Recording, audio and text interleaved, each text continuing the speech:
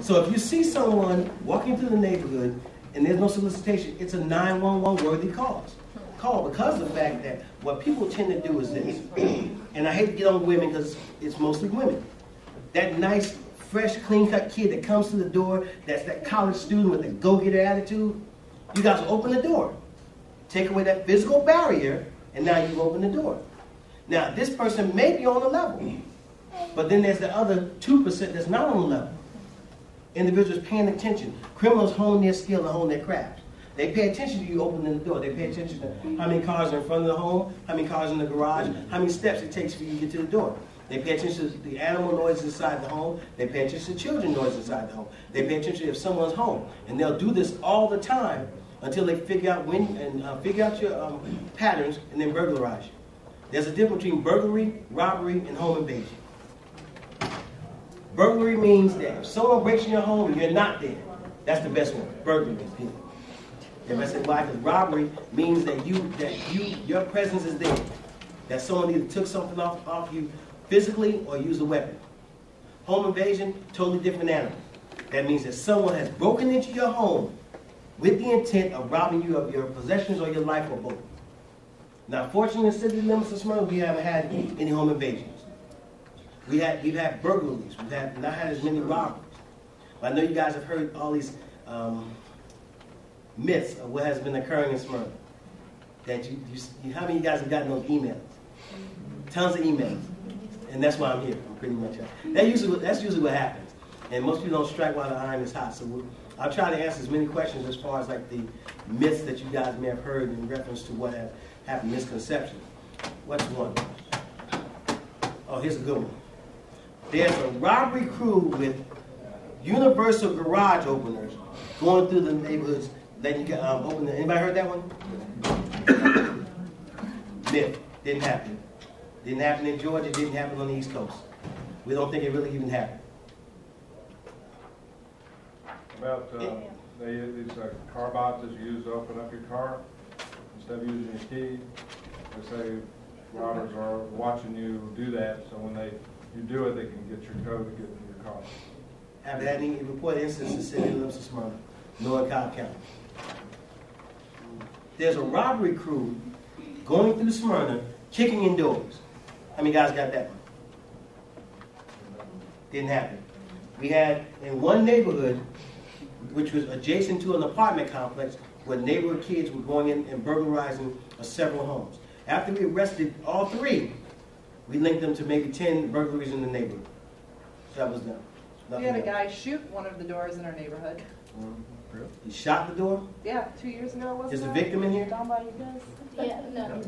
Okay. Yeah, Did someone actually shoot the door? Someone shot a Yeah, gun. We I don't was know there what for he was that shooting. one. Okay, that's what I'm saying. I was there for that one. I heard the gunshots. I went outside, and the police came, and they got the guy, and he had a gun, and he shot a couple holes in the house. I'm not sure when the door was. What was that? Was he a resident? No. It turned out to be the nephew of the maid that were coming to the home. That was about 3.5 years ago. About 3 years ago. So it was a while ago. Hopefully we'll try to get the misconception of what has occurred now. 3 years ago, that's a long time ago. Eons ago. Yesterday, if you guys got this email, yesterday, a black male came to my household. His friend was in his vehicle. He backed up to my garage door. Did you guys get that one? Mm-hmm. All right, that didn't happen yesterday. That happened maybe around 3 months ago.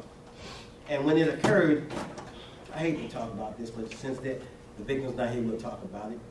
If someone comes to your door that you're not expecting, don't open your door. Also, if someone has backed their car to your garage door,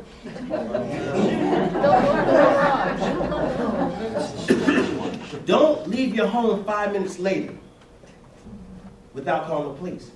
See, that's the 911 worthy call. Because the fact that someone came to your home that you didn't expect. And also, too, don't forget to lock your garage door. It makes it easy for guys to break in and vandalize.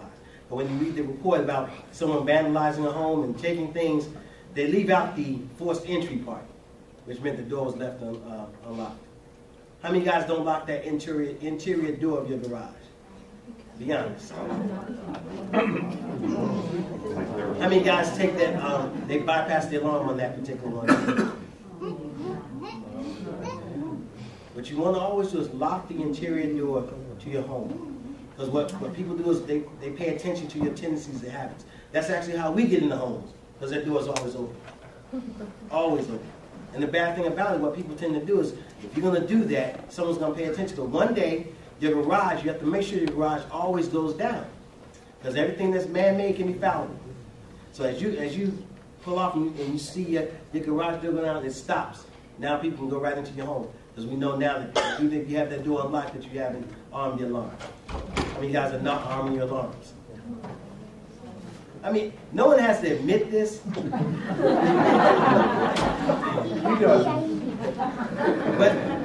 the only reason I say these things is because these are things that really do happen. People on their alarms, people think that, okay, even though you're in one of the most affluent areas in the city of Smyrna, you also got to realize that that makes you more at risk. It makes you more at risk because most of the time people in more affluent areas will be less inclined to lock their doors. I'm in a safe neighborhood. It's quiet. I'm going to leave my GPS in my car. I'm going to leave my car in the carport, the door unlocked. How many people do that? Tons of them. See, the reason why, what you want to do is start thinking safety conscious. A neighbor watch program, it does that in reference to the fact that you're thinking safety. You're now calling 911 for any suspicious activity. And don't be afraid to call 911. But the way this actually works, when you have your block captains intact, you guys see something, you call 911 immediately. Then you either CC your block captain, and they'll CC me. Let them know that there has been an incident. See, what most people don't realize is that's that necessary step with a block captain, is so that you don't have one person that's overloaded by all these homes and all these calls, because that'll happen. Because you can't call just one individual, because after a while they say, I don't want to do this. It's a thankless job. If you can get 17 block captains, that's fine. If you can get 20, that's fine. See, a lot of times we want to always shift that load. And it's not difficult. It's a little tedious, a thankless job. But all it is that you're compiling information, compiling data. It's nothing else. You don't have to patrol, as I say, you don't have to be visible. Everything now is done more covert. If you see something, you don't have to change your position to see more. Just say what you saw. I saw a red shoe, that's good. Let us do what we do as investigators. If that's all you saw, then we'll go down the street and we'll piece it together. It makes it that much more easier. But the thing that you guys have to realize too is that you live in one of the safest cities in the state of Georgia. And that's not because I work in Smyrna, I also live in Smyrna. And the truth, if a city is not safe, I'm not going to have my kids come out to visit me on the weekends. If I'm not safe, if I don't think it's safe, I couldn't stand up and tell you it's safe. Because you guys are in Baker Zone, off of Concord Road, correct? And you guys are pretty much on the fringes of Cobb County's jurisdiction. The city's broken into 4 zones: Adam, Baker, Charlie, and Dayton. Anywhere between 6 p.m. and 6 a.m., 6 a.m., 6 p.m., that's the way our shifts rotate. 6 a.m., 6 p.m., you have 2 officers in Baker Zone, 2 officers, Adam Zone, 2 officers in Charlie, 2 officers in Dayton. Adam and Charlie have another officer which floats between, which gives them 5. Baker and David has the same thing, which gives them 5. You also have a sergeant lieutenant, which gives you 7. You have 7 to 10 officers that can be at your fingertips. That's why it's not a problem calling 911. Because most people think if you call 911, you're bothering somebody. We work 24 hours a day, 7 days a week. We never close. Never have that problem, never have that issue. But it's a whole lot easier to deal with that. Now, in order to maintain being in compliance, is that you guys have to meet with me at least 3 times a year. Now, that can manifest those things in many ways, such as homeowners association meeting, barbecues, stuff with food. I mean, I have to put that in there for food, because most people, they'll bring cake and pastries, that's not food.